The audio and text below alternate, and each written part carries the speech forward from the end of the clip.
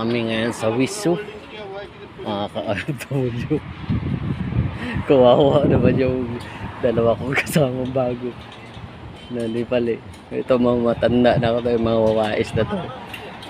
Mga wawais na yan. Ako, hindi nila ako maisahan dyan sa mga ganyan. Ayun ko. Kawawa yung dalawa kong kasama.